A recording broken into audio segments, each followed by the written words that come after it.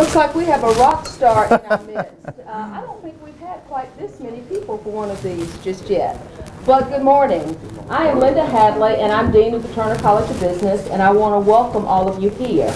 I know that some of you are business students, some of you are computer science students, and we are just happy to have you here at our Executive Speaker Series. This is the first one for spring semester, and we're getting off to a really good start.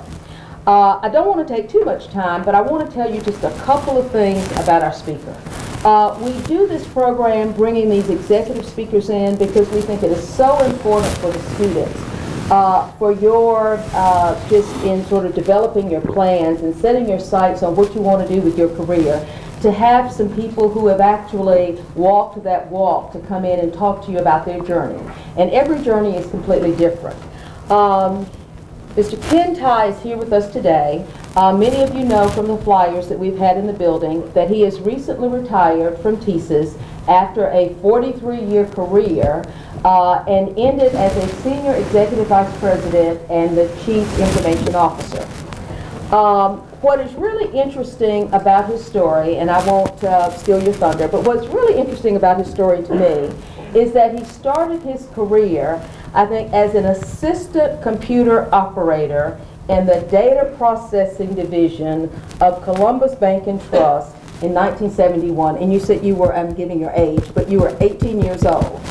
And I heard on good authority that he had very long hair at the time and a mustache that was really long, and that he was considered by all accounts a real hippie.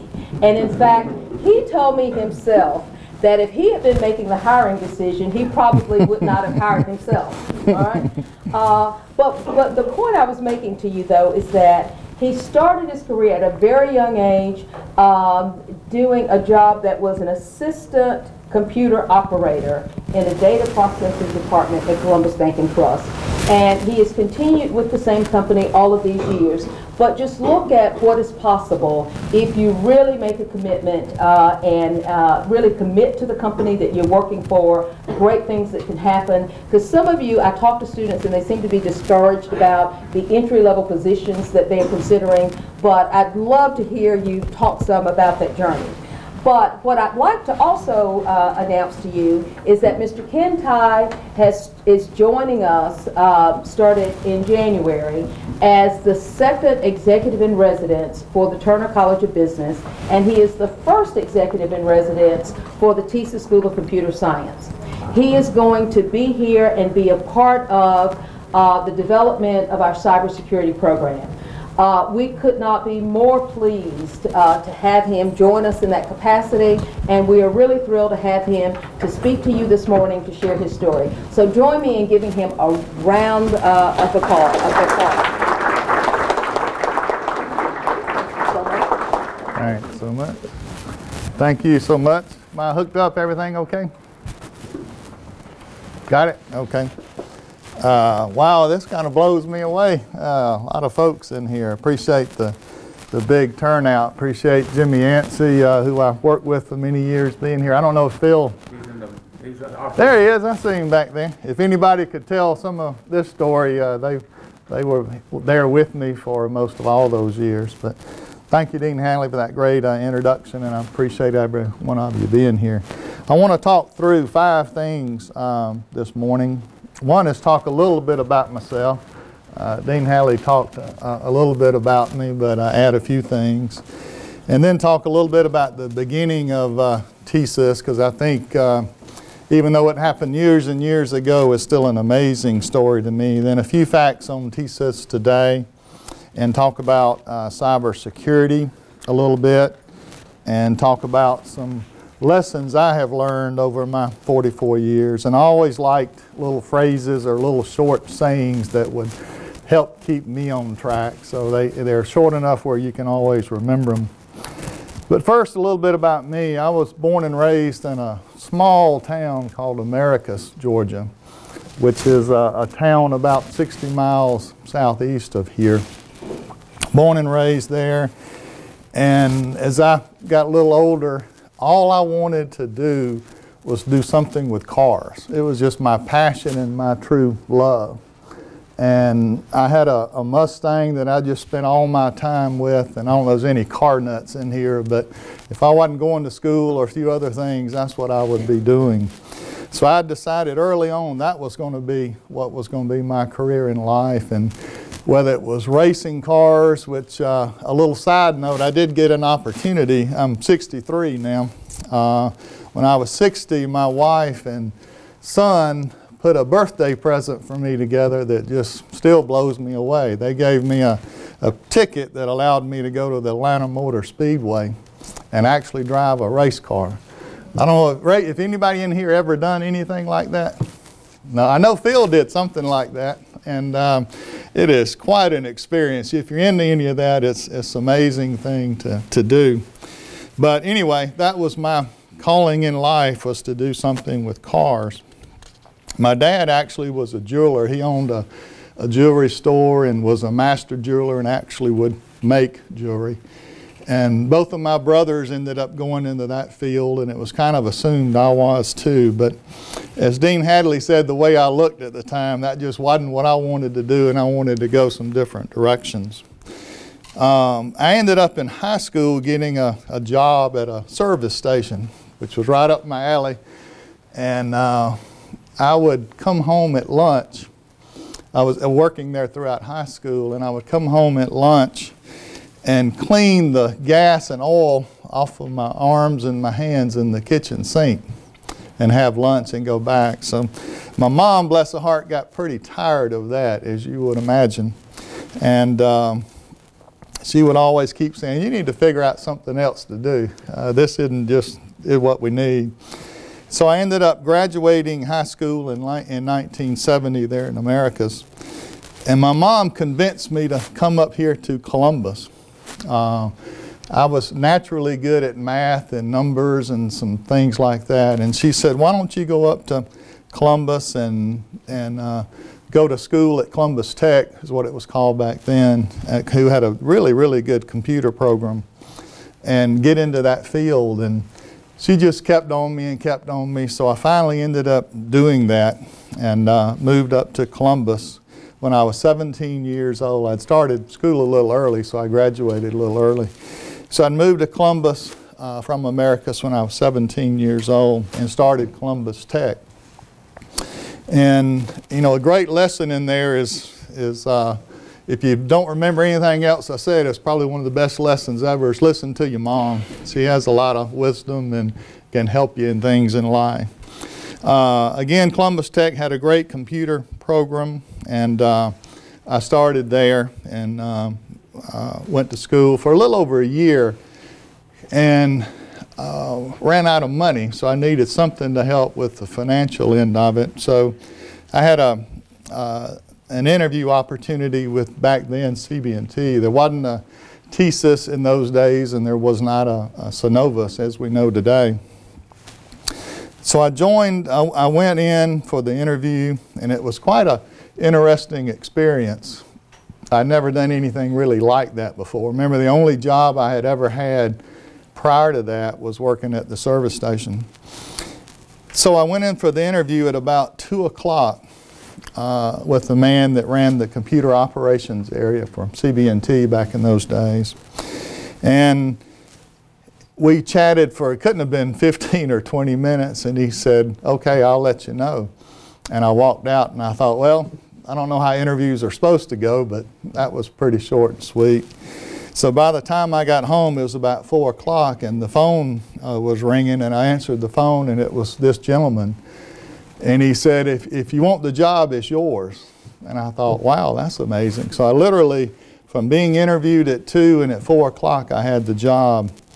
And I said, great, when do you want me to start? And he said, can you come in now? And I said, okay. And I thought, man, this is easy. You know, you just go to a place and get a job and things crank up. So Lord obviously was blessing me. And so I went into work literally by 5 o'clock the same day that I was interviewed. And my first job was actually working in computer operations in the computer area on the night shift. There were 2 shifts back in those days, one during the day and one at night. And night shift ended whenever you got through with the work. There wasn't a lot of fixed times and schedules in it. I went through that, again, unique, I guess, interview process and got hired pretty quickly. So I go in to work, and this gentleman who hired me showed me what my job would be, which was to take trays of checks and deposits that went through the bank and load them into this computer, and then you had to balance it, and then that's how the computer at night would get the checks and deposits and be able to post them. So I thought, well, that isn't too bad. So he literally showed me one time how to do it. By then it's about 6 or 6:30, and he said, okay, it's yours, and walks out. And there was one other guy in there. There was 2 of us that ran the whole computer area. So something happened to me that first time. I thought, well, this is going to be the shortest career in the world. Because when I attempted to do that the first time, it sounds pretty easy. You got this tray of checks and deposits, and you put them in this machine, and it cycles them through and feeds them into the computer. So I'm doing that for the first time, and I dropped the tray, which is about this big with hundreds of checks and deposits. And they go everywhere. And the computer room in those days, similar to today, had the air conditioning coming up from the bottom, so it was blowing this stuff everywhere. It was clean in there though. It wasn't, it wasn't any dirt, but it was blowing them. So I finally got them all put back together and ran them through.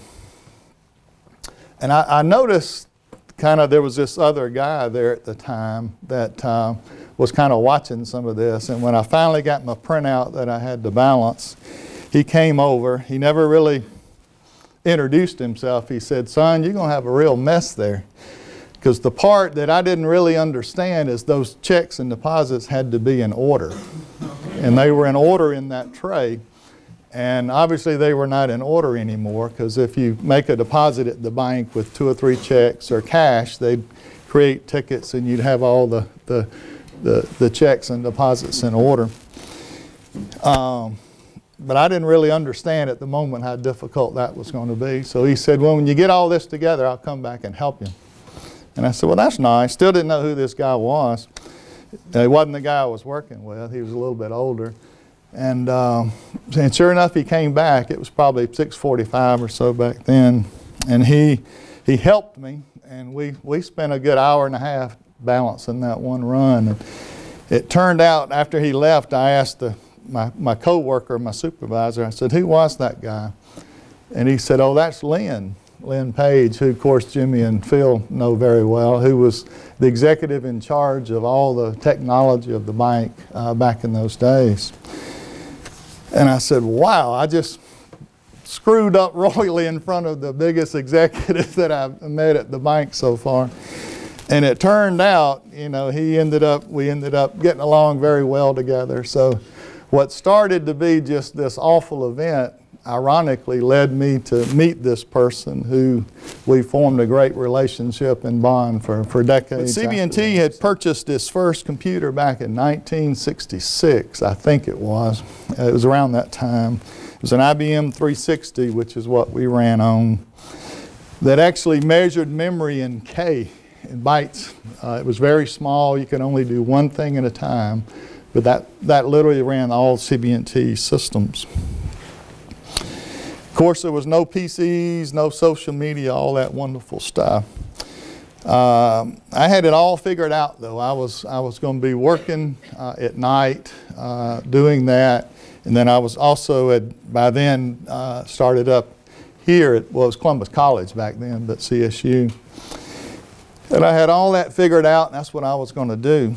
It was really, really tough, though. I admire the younger folks today that can do this, but I would literally go to school from 8 in the morning until about 2 in the afternoon, and then I'd go into work at 4 or 5, and then we would get off anywhere between 2 and 4 a.m. the next day. So you literally just had a few hours rather, of rest. But that's why it's for the young folks, I guess, to do that. I don't think I could begin to do something like that now. After about a year of doing this, a job opened up in computer operations during the day. And I was getting a little tired of the night shift in that point and only having a few hours. So I thought, well, that'd be a good thing to do. So I applied and was accepted. And it reversed, of course, my schedule. Now I was working during the day and going to school at night. And I did that for about a year. You know, at that point, really, I had thought to myself, this was just a way to get some money, and it was a way to finish school, and then I would truly pursue my passion of cars. And I had dreams of being a race car driver. I mean, I had it all thought out in my head. And something happened one day that ultimately certainly changed my life from a career standpoint. A job opened up in programming. And at that point, I was just running the computers per se as my job to make some money. And of course, that opening in programming would ultimately change my course from a 44-year career. So I applied and was accepted. It's hard to believe now, but at that point in history, again, it was just CB&T. Jimmy, gosh, we were, what, $100-something million bank, probably? And nothing like Synovus is today. And there was not a TSYS. We were the data processing division of the bank, and then there was a credit card division of the bank. The company at that point in history, again, it seems amazing now when you look at the numbers, but the company at that point in history had 6 programmers. 6 programmers. One of those 6 was Rick Usry, who also became a very, very good friend of mine and colleague. And he, of course, later became chairman and CEO, the first chairman and CEO of TSYS. So I applied to the programming job, and I was accepted. And I was programmer number 7 at what became TSYS.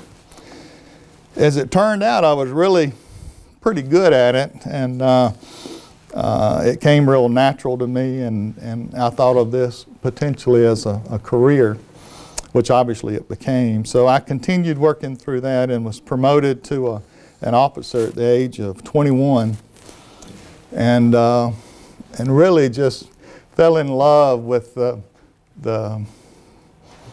atmosphere, the way CB&T did things and ran things. It's just an amazing company that I was blessed to be with. Long story short, skipping a lot of things, worked my way up to become Senior Executive VP and CIO of TSYS. When I retired, there were about 6,000 team members in technology all over the world, and the budget was about $1 billion, so certainly a huge operation. And as you know, CB&T became Synovus, and TSYS is a separate company. So I was really blessed in the sense of I've only had 2 jobs in my entire life, one in high school at a service station, and then with what became TSYS.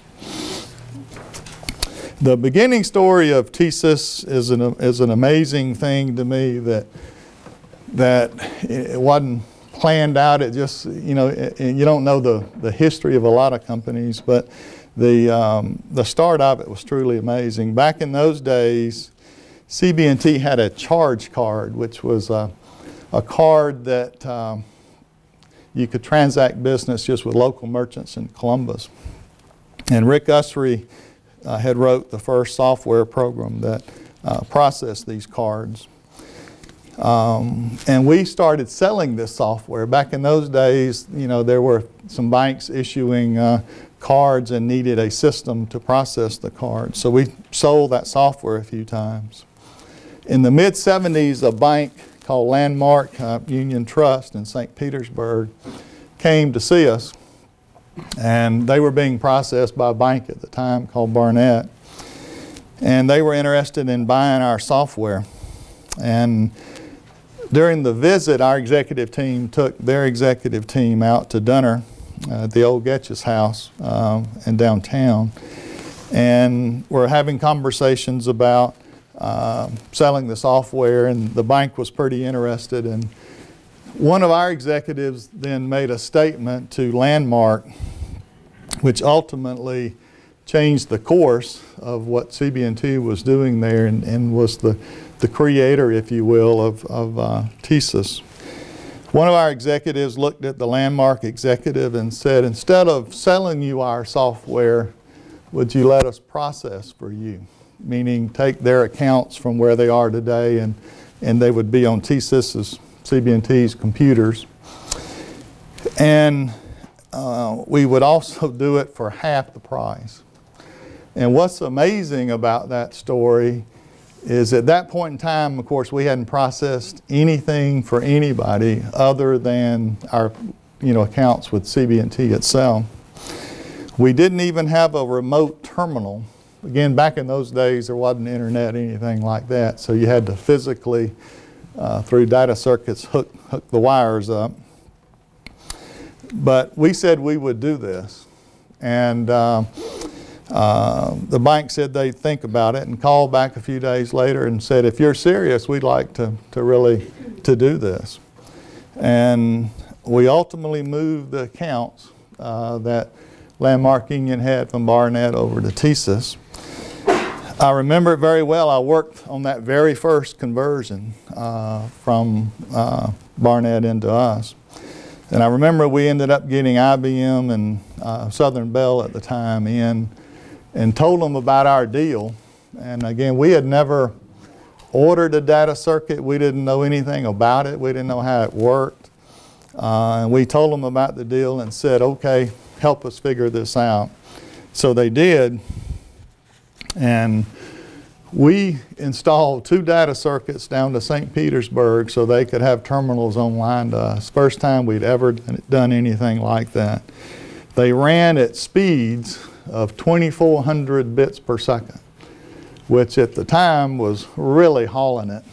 Today, you can't even measure anything that slow. The high-end ATM rings that TSYS uses today runs at speeds of 155 million bits per second. So, but it was space age at the time, and the bank had only run reports, was their system. They didn't really have any online system, so they thought this was really wonderful.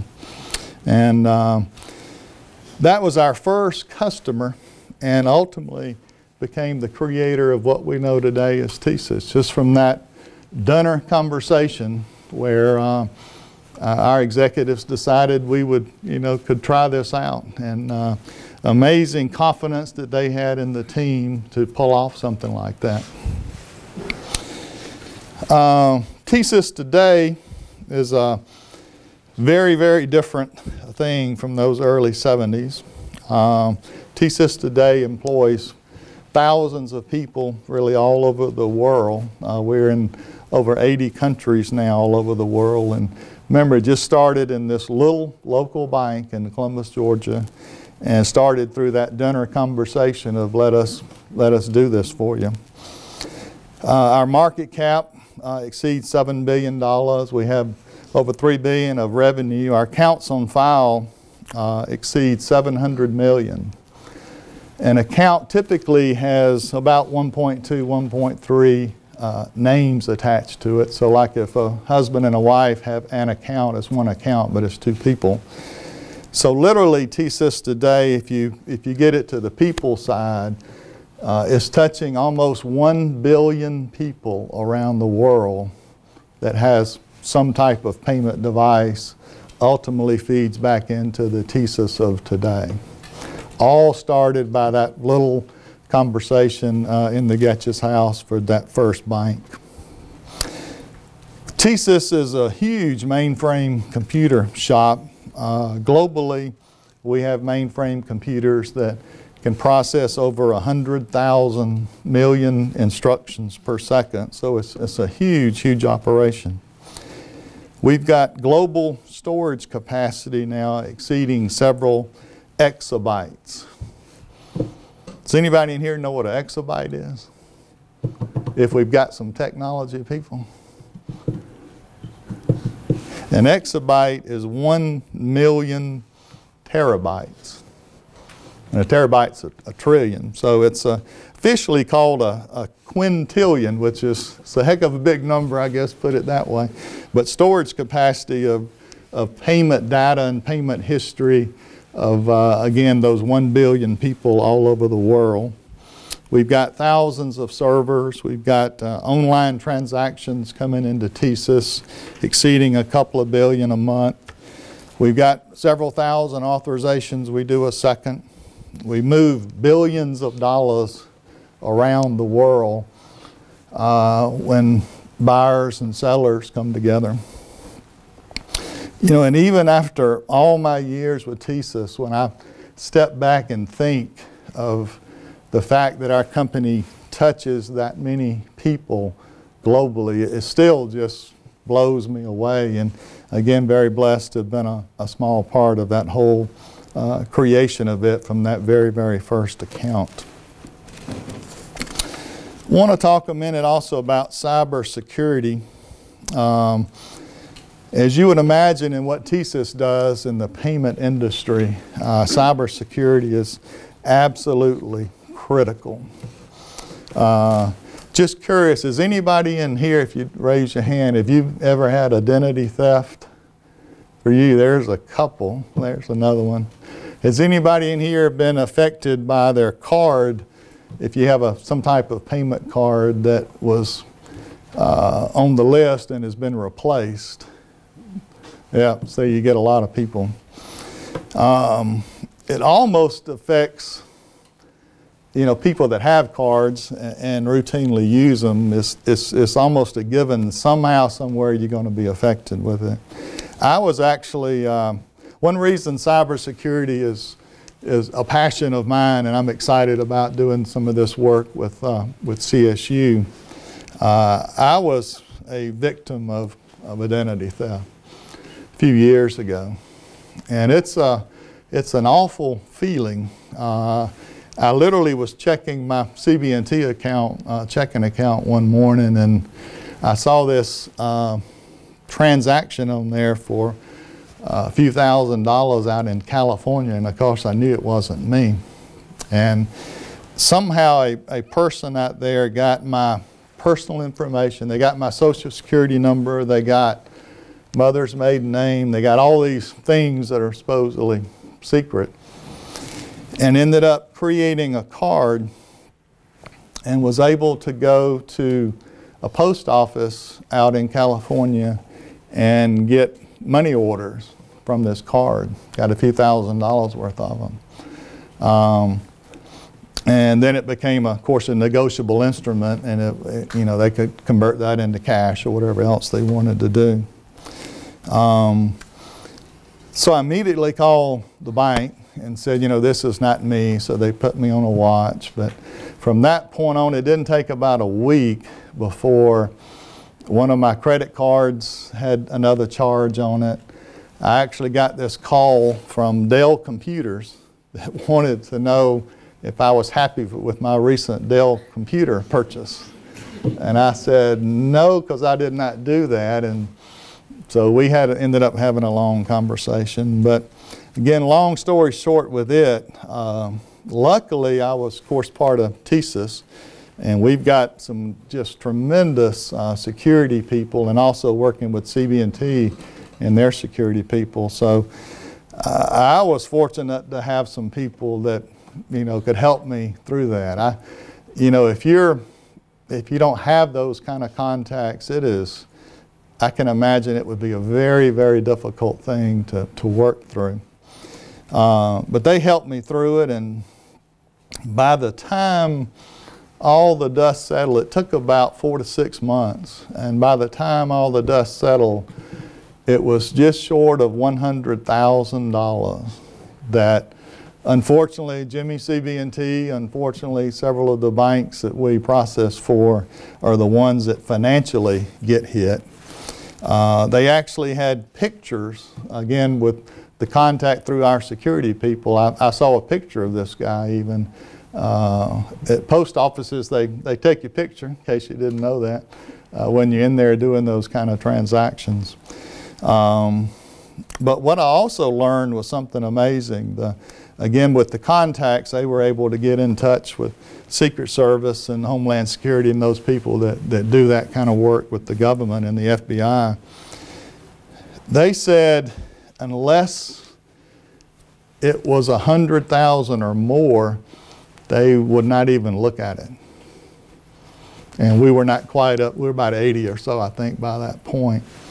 They said there's just so many of them that goes on that they could not have enough people to work them. So they kind of put this floor of $100,000. And our security guy says, you know, we got the guy's picture. We know when he was there. And they said, doesn't really matter. We just don't have the time to do it. So they ended up going their way. And the other thing it does, and those few of you that raised your hand that have had identity theft, at least what it did to me, it changes you mentally in the fact that you're more aware of where your financial things are. And if I go more than a couple of days now without checking my account, I just start thinking about it, because it can happen so quick and they can take so much money so quick. Data breaches are unfortunately much more common in today's world. We've had the Anthem Blue Cross. 80 million people were affected just by that one breach. We were at TSYS using that company. Just a few months ago, there was a multi-bank cyber attack that affected over 100 banks that cumulatively stole over $1 billion. Closer to home here, there are several universities that, including Harvard and Penn State, that were attacked. The U.S. government continues to lose its own records while you know, Congress is investigating things with businesses. They're losing their own. The last information I was able to get said the current estimate is 1.4 million records breached every day, which is just astonishing. There were 781 reported data breaches last year, the second highest year on record. Of course, the cost into the billions. I found this statement that is amazing, but I truly believe it. It was from the current director of the FBI. He said, terrorism is the #1 FBI priority today, but in the not too distant future, cybersecurity will be #1. And I really believe that, because besides just, you know, criminals getting money locally, and you see it on TV all the time now, how countries are trying to get into other countries' computer systems. Just at TSYS and the payment industry and the folks we work with, we literally saw entire companies wiped out. When they had their breach, they just could not recover it from a brand standpoint or a money standpoint. As you know, if you have any kind of financial account with a bank, you're on their computer system. So all of our financial records are on computer systems. Medical records under some of the new regulations are, I'm not sure the date, but a lot of them are there, and some of them are being put on the rest of this year. But all of your medical information is going to be on computer systems. So if you think about everything you do financially, all of your private medical information is stored on computer systems that typically are all available on the internet, and rely on security measures to prevent that access, but doesn't always work. So I think it's going to be especially with medical privacy kind of things, it's one thing losing, you know, your money, but typically the financial institution ultimately takes the hit for the money. So people so far, I think, other than being, you know, bothered by it, typically they don't lose a lot financially. Medically is going to be a whole nother piece of the equation when your medical private information could be distributed and used in different ways. So I think it's a huge issue today. I think it's going to be even bigger issue as the days go by. It's one of those unique issues that affects our country, it affects businesses, and it certainly affects us as individuals. I think the other interesting part in it, especially when the medical stuff gets out there, is going to be that balance between your personal privacy and security. And certainly that's going on today. You hear it in the country all the time about how much wiretapping we should allow the government to do versus what's right personally. So I think that debate's going to continue to really intensify as more and more gets out there. I'm really excited about partnering with CSU on this cybersecurity initiative. I think if I had a child that was young and going into the school age now and had an aptitude for this, I would steer them into it, because there's no doubt in my mind that there's going to be huge needs for good, talented people to fight this. It's just going to get a lot worse.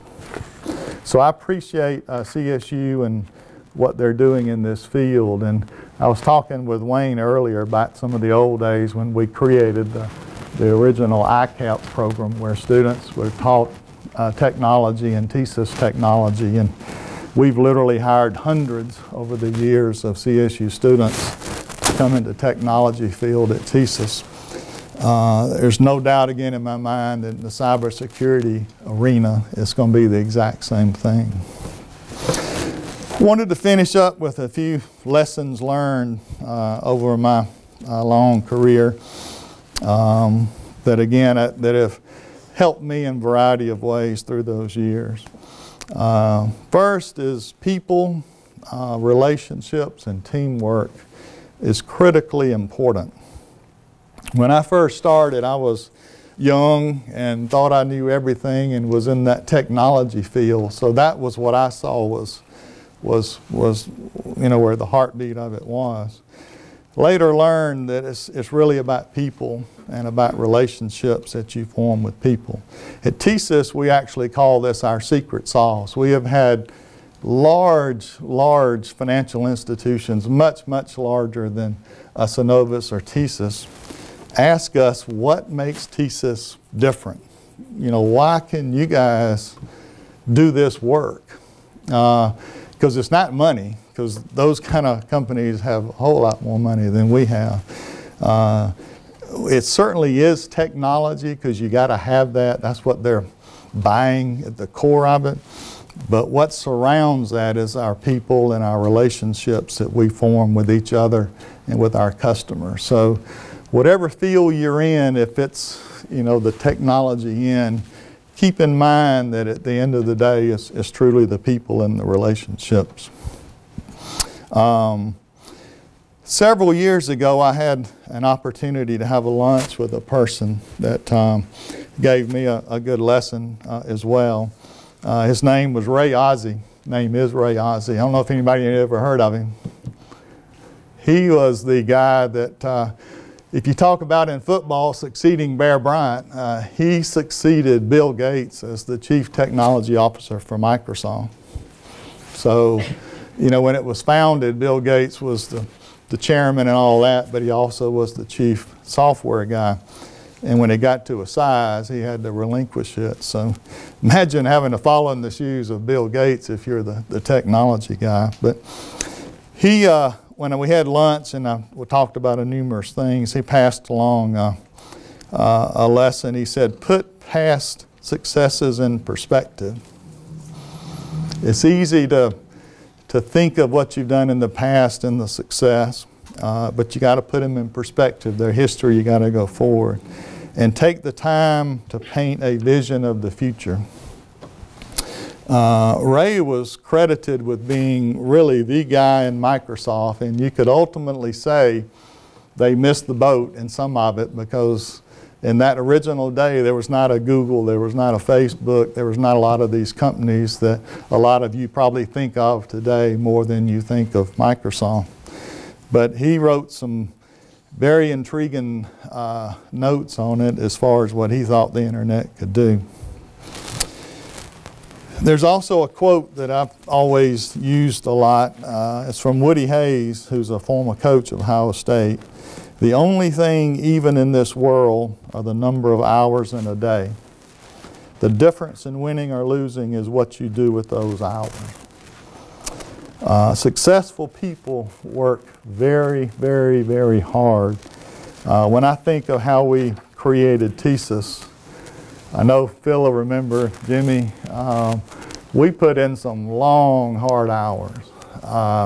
You can't be successful unless you do that. You know, you hear some of the sports, if you're into golf, you know, you see what makes those top tier golfers go out early in the morning and practice over and over and over. Whatever it is you're going to do, you got to work really, really hard at it.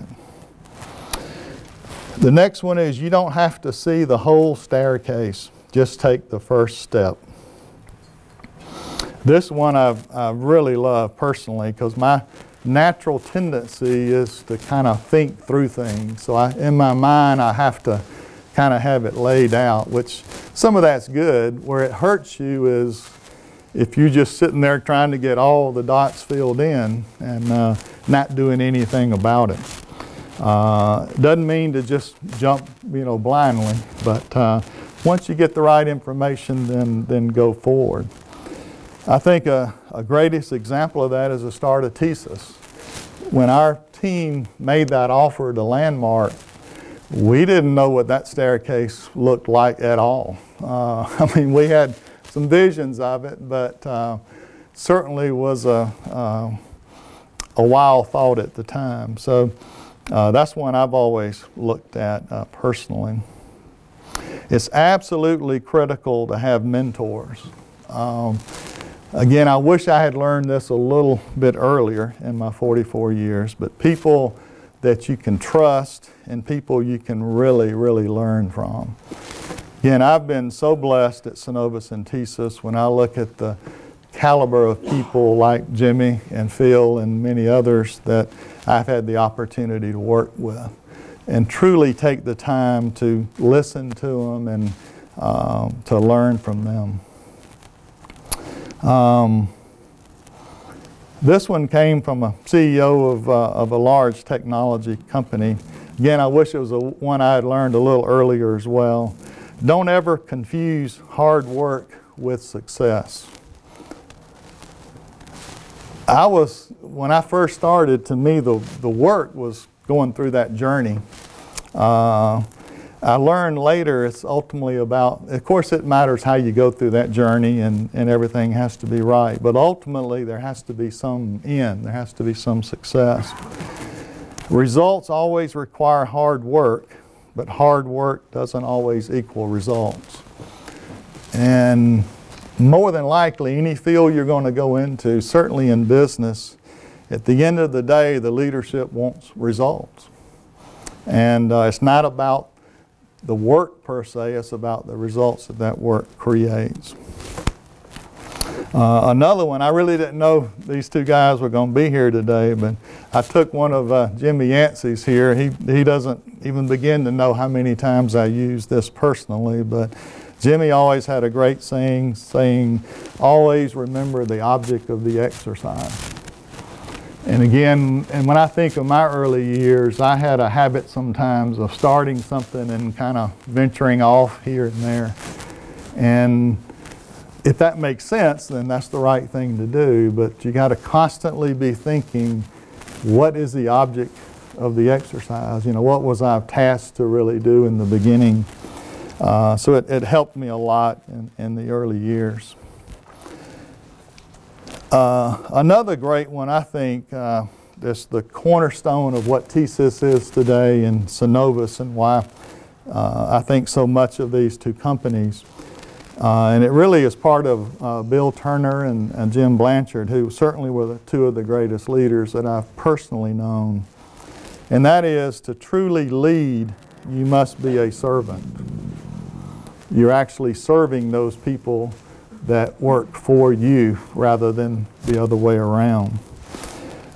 It's the cornerstone of what these two companies are, and I think it's why they're continuing with so much success.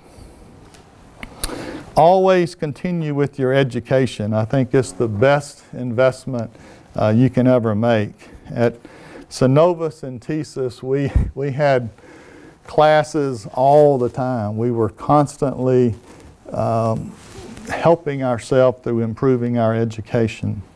Synovus was doing the same thing. Whether it's leadership, where some specific technical field, whatever it was, you got to constantly improve yourself. In other words, you're never there. You always got to keep working hard. Don't be afraid of change. True leaders embrace it. One of the things that TSYS did and Synovus, as part of our leadership learning, you spent some time with some people who would help kind of create a picture of yourself and how you think and how you do things. And it's quite an interesting process to go through.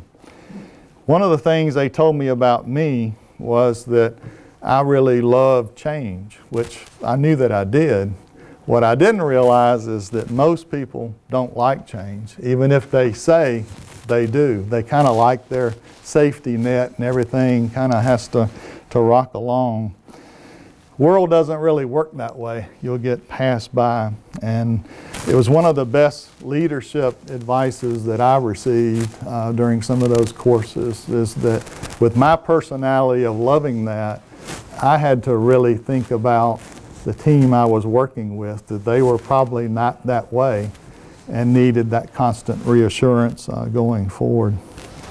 A great simple book that illustrates that is the Small Little Who Moved My Cheese book. I think it's an excellent book that shows that. One of the things I also got to do as part of CIO of TSYS, as you imagine, spent a lot of time with IBM. TSYS is one of IBM's largest customers in the world, so we got to spend some time with some of the key executives in IBM. And I think they told me a story one day that really illustrates this don't be afraid of change.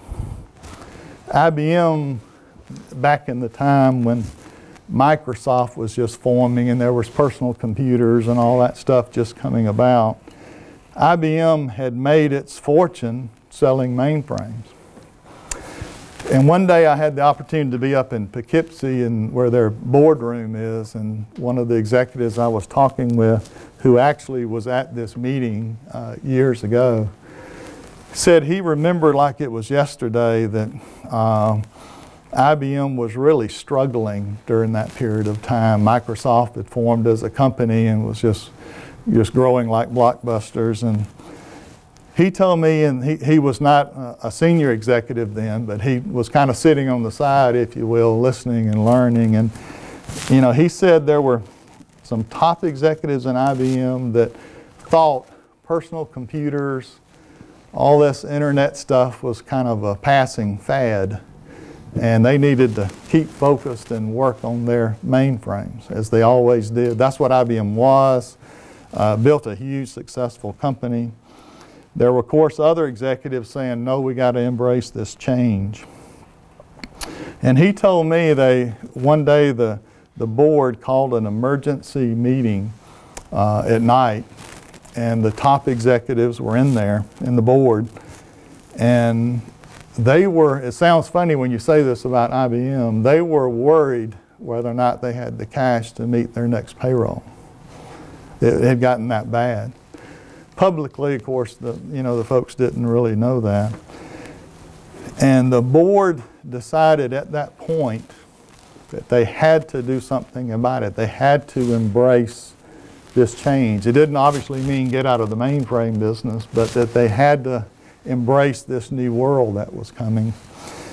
And at that moment, they ended up letting the CEO go and letting the CFO go that night, and set out an immediate search, which ultimately hired another person, and then IBM started changing. Don't be afraid of change. Again, true leaders are going to embrace it. One of the great sayings too, Rick Usry, again, one of our retired chairmen and CEOs, one of his great saying is, TSYS has ordinary people doing extraordinary things.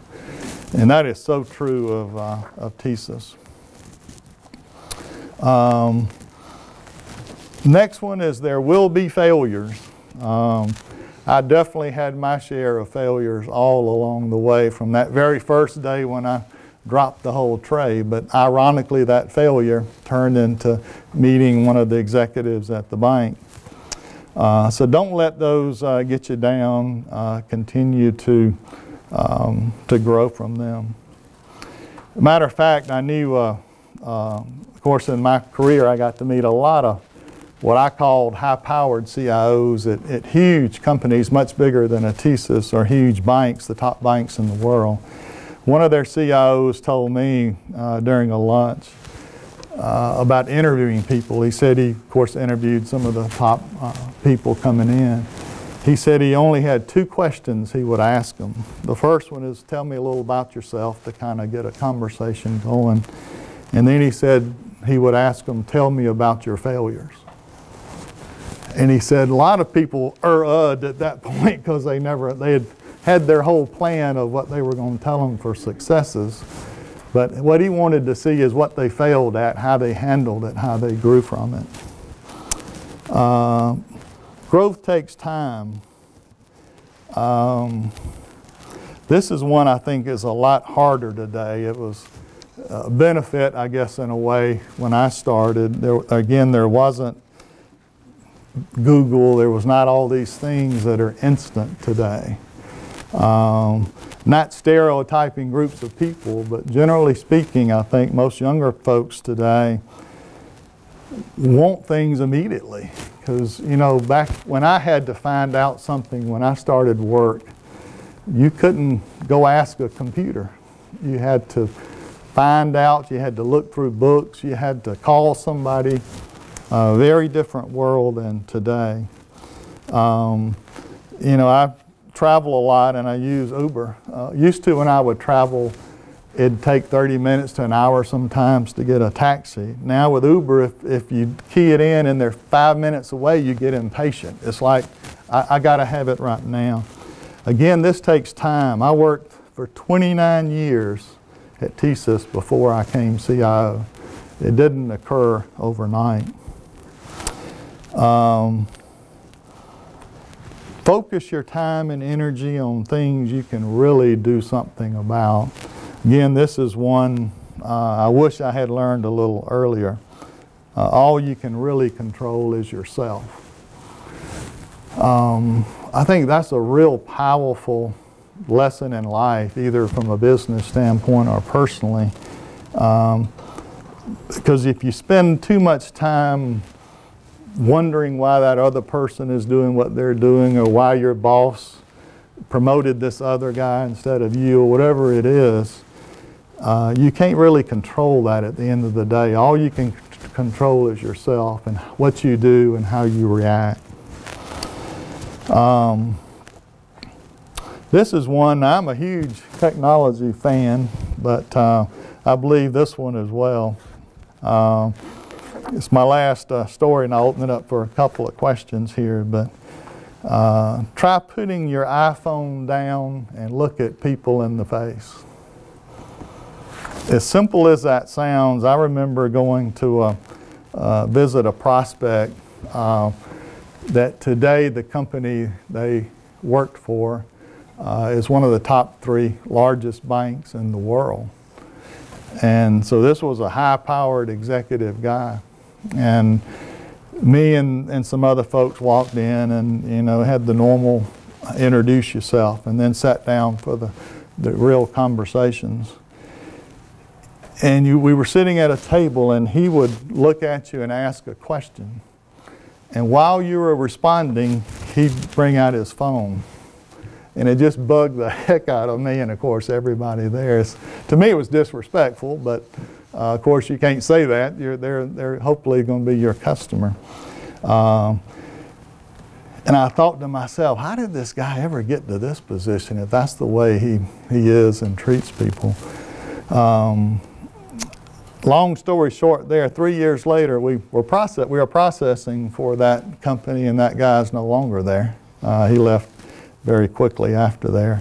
But, you know, with all the technology that's available today, it's easy to get caught up on phones and media. But again, other than listen to your mom, if you remember anything else, at the end of the day, it's more about people and about the relationships that you have with them. Well, that's about it. I'll open it up to questions just a few minutes. Yes? Since you were in a leadership position, you mentioned a lot about change. How did you help your followers that weren't used to a lot of change? How did you help them adapt to new situations they were being put in? You know, like as far as you being a leader, like how did you help them jump into that? I would try to paint the picture of how they can benefit from that change, because if people, what I've learned is if people aren't naturally good with it, you can't just tell them, here it is, go do that. Because, you know, if you're their boss, they'll shake their head yes, and they'll go that direction, but they really aren't there. So you have to make sure they understand and realize how important it is to them, and how they can ultimately benefit from it. Otherwise, they're not quite going to be there, or it'll take them a while to get there. All righty, I'll leave you with one last one. We were, oh, I'm sorry. You said you were into cars when you were younger. Oh, yeah. You're growing older, and obviously you were high up in TSYS. What kind of cars did you end up with? Well, I'd say my best one, I'm sure Phil could add something, but was a Corvette that I bought, that I saved up for when I was much younger. And that was a big time for me, and it was a brand new Corvette that I traded in later and ended up getting married. So the Corvette and marriage didn't quite work together, so I obviously ended up with marriage, and the Corvette's long gone history. Yes? What changes can be made to help improve your personal security? You know, that is a huge question. We might get you on our committee, because that's a, you know, other than to be careful, I'm not really sure there's a whole lot that you can do personally. I mean, I was careful with my information. I tried not to give it out. I still, to this day, have no idea how this criminal got my information. Although our head of security at that time, he actually went to some parts of the web that, you know, you have to know is there. And you can find out a lot of information about people. And most good people don't know a lot of that stuff's there. A lot of bad people know it. And, you know, if you think your mother's maiden name, some of these questions they ask you for security is kind of nonsense. You know, what's your favorite vacation? You know, you can pick 5 words that will get 90% of people. Beach, I mean, mountain. You know, you pick a few words. So just use things that are unique. I know at TSYS we've got a tremendous security team, and I applaud them every day. But they literally drive people nuts because they constantly want you to change passwords. They want them this long. They, you know, and I didn't do that. I mean, you know, it's hard to keep that level of scrutiny on it. But, you know, other than just trying to be careful with it. And again, what I think is going to be a major change in the world, I don't want to say people have become, they've almost come complacent with breaches from the financial side, because all of you that raise your hand, I'll just get another card, I'll just get this. It's like, well, it didn't hurt me that much. Or in my case, I never really lost money. The bank lost money. You know, if it was my money, then I would have really been more upset. But I think when all this medical stuff gets out there, that's, to me, going to be a tipping point for some of this. And, you know, imagine if everything about you medically, when you leave here and go home, is on the internet. Different day. I have a question for you. Yes? If you were sitting on a review panel right now trying to hire a group of entry-level employees, So students who had just completed a program in management information systems or computer science, what kinds of things would you be looking for in their record? I would be looking for how they performed as part of a team. You know, I learned over the years that a team is, you've got to be strong as an individual, but in most businesses you're going to end up working in a team, be it a small team or a larger team. So it's critical that you work as that strong individual, but you also are capable of working as a strong person in a team. I remember over the years of TSYS, we ended up losing, to me, some of the best, brightest people because they just couldn't function in a team very well. And it becomes very disruptive. So that would be the number one thing to me. Real quickly before we, oh, I'm sorry. About the pick up of being had with the entry level positions and being as like you the CIO. So when seniors coming out of college, you know, be looking for jobs, especially IT.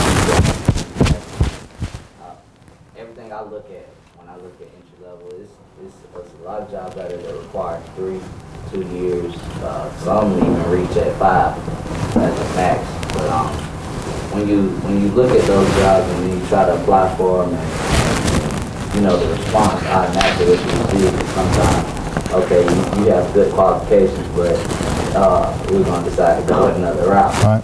So just getting into the door with certain companies, how would you say, especially like bringing kids from Columbus and keeping them here in Columbus, what is the impact that you see coming from CSU?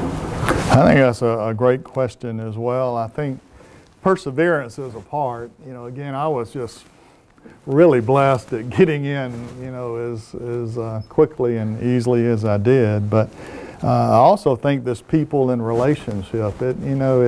If you have contacts and you know people, that's a great inroad to get in anywhere. And I think the key message to me there is just keep trying with it. I think it is a tough day. You know, I know at TSYS today, when a lot of times we would even have a job opening in our statement production kind of manufacturing end of the business. And it's not unusual now that in addition to college degreed people applying for those jobs, you'd have several master's degreed people applying for those jobs. And the other advice I would give you is no job's really too small. Again, when I started, I was on the night shift and I would load these checks in, and the last thing I did at night, in those days, believe it or not, we actually cut the computer off, I would mop the floor. That's how I started. Now, some people could say, I'm not going to do that, but it didn't bother me at all, and it was a way to get in.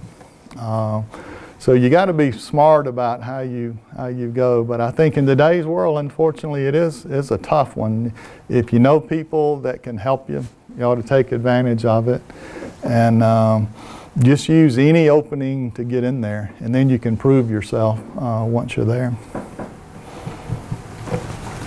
One last thing, and then I'll turn it back over to you, Dean Hadley, is we had the fortunate pleasure at TSYS years ago. We used to go to these conventions when we were working hard at selling our company.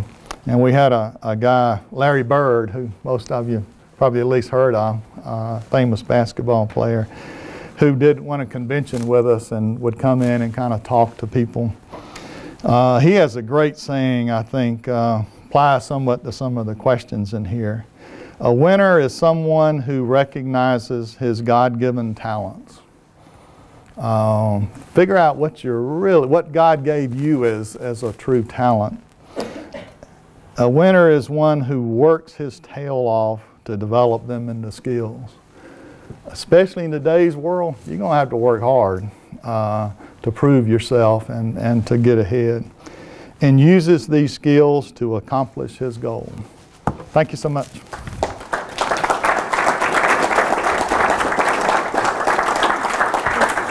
You're so welcome. Thank you, thank you, thank you. Wonderful. I'd like to give you a token of our appreciation. All right. Thank you so much. And as something that I think you can use in your role here as an executive in residence. Appreciate and I'd it. like to say one thing to the students about today's presentation, and that is, people often say in Columbus that everyone is related. Well, I think you heard from the presentation that many of the businesses in Columbus are related too. You saw the connection between CB&T and TSYS. Well, it just so happens that you see on this podium here that we're the Turner College of Business. And we're named after Mr. D. Abbott Turner, who was with W.C. Bradley Company and was the chairman of the board of CB&T. And very instrumental in all of the things that you have heard, or laid the groundwork for many of the things that you heard today. So the Turner College of Business has the good fortune of bearing the name of one of the leading businessmen, I mean truly a legendary businessman in this community. And then we now have many years later, we have the outstanding honor of having our computer science department become the TSYS School of Computer Science. And some of you may not know this, but in 2009, the TSYS School of Computer Science joined the Turner College of Business. And one of the reasons that we did that had a lot to do with what you heard Mr. Ty talk about this morning, and that is the importance, the relationship between business and technology.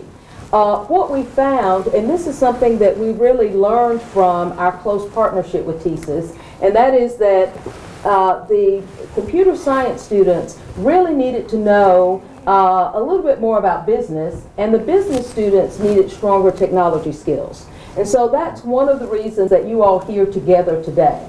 And I think that we have benefited greatly from that merger, and I think it is going to really benefit you if you take advantage of the opportunities that you have to really to blend the two fields, to have some areas in business, but also take advantage of the opportunities that you have to increase your technical skills. And for computer science students, the same thing.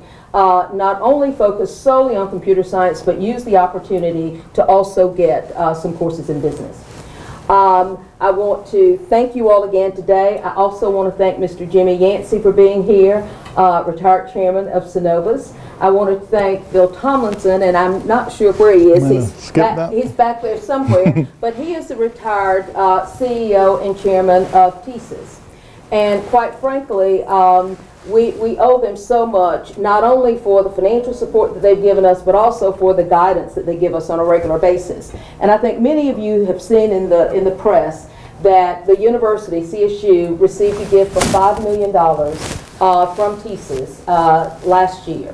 And $4.5 million of that was designated for the Turner College of Business. And it is going to improve the quality of the programs that we offer you, and it is going to add that cybersecurity program that Mr. Ty has just suggested to you, that if you have an opportunity, you should take advantage of. So I want to thank you all for coming, and one last round of applause for our speaker. Thank you. Thank you.